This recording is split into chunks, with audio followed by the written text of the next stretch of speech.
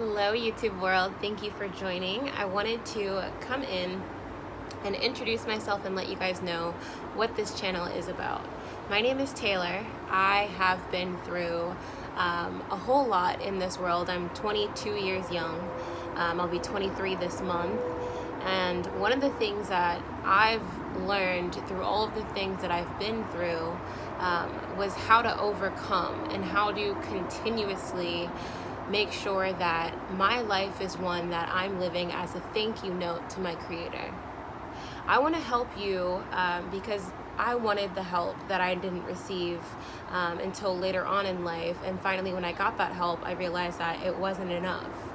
And so for all the people who are so heartbroken and anxious or suffering through depression or any type of mental illness, I want you to know that I understand where you are, especially if you are a Christ-led believer or if you have the faith. I want you to know that I was in your shoes.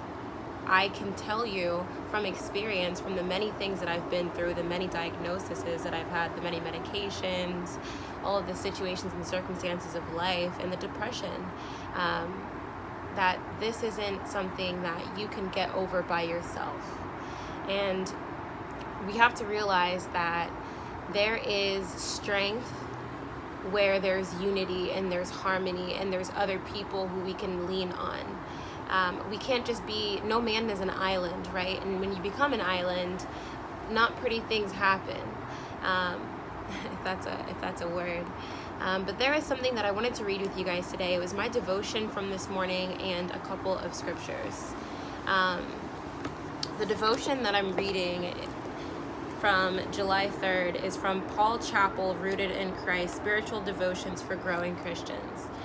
The third says, "Stick together. Let us hold fast to the profession of our faith without wavering, for he is faithful that promised. And let us consider one another to provoke unto love and to good works, not forsaking the assembling of ourselves together, as the manner of some is, but exhorting one another, and so much the more as ye see the day approaching." That's from Hebrews 10:23 through 25. The devotion reads, "If you have ever seen a video of lions hunting their prey in the wild, you have seen that while they may chase a herd of animals, they focus their attention on stragglers and strays, those who have gotten separated from the herd. These are the ones who are taken in the hunt. Any individual animal in the group is no match for a lion, but it finds that there is safety in numbers. God never intended for his children to be isolated and alone. When Jesus sent disciples out to begin preaching on their own, he sent them in pairs. When Elijah was depressed and discouraged, God gave him Elisha to join in the ministry. When God commanded the early church to send out missionaries, they sent Paul and Barnabas together. There is enormous safety and encouragement in knowing that we are not alone. We live in a culture that glorifies individualism.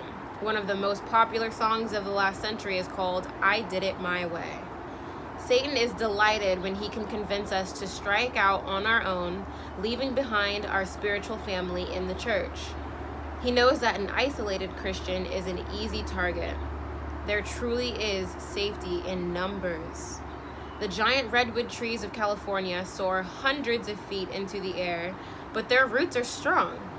The strength of a redwood's roots is found in other redwoods. Instead of going deep underground, they spread sideways and entwine with the roots of other redwood trees so that they hold each other up. That is God's pattern for us.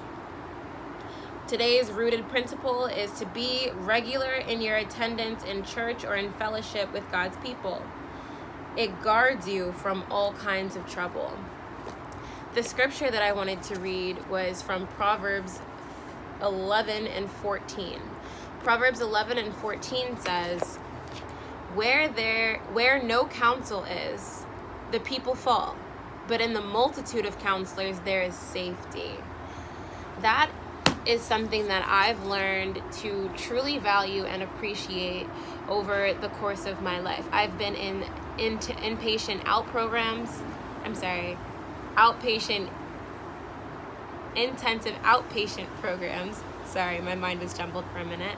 And I've been in hospitalization programs. I've been in therapy where I had to attend 3 to 4 times a week. I've been in therapy where I had to attend once a week. I've been in tons and tons and tons of therapy, and I found that the best part about the therapy was the sense of community, the group that they put me in. I could feel and get my sense of bearing from where they were in their journey.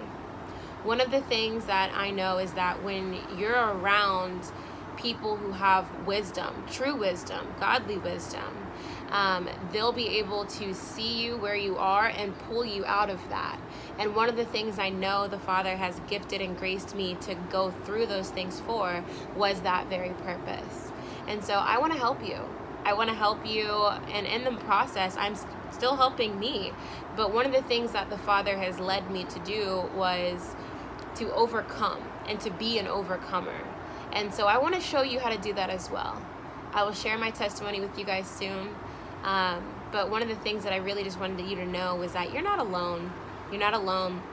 And no matter how many people you have around you that speak to you in any kind of way or, influence you, even though they may not get it or understand, don't think that you can't find anyone or you won't find anyone or that there is no one who will truly understand or get where you are, where you're coming from, or where you're even headed.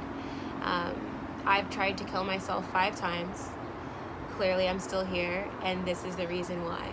And so if you want to come along for the journey, meet me back here. We're going to be YouTubing often, and I'm going to make sure that you have someone who you understand and who also seeks to understand you. I love you with the love of Christ. I'll talk to you soon.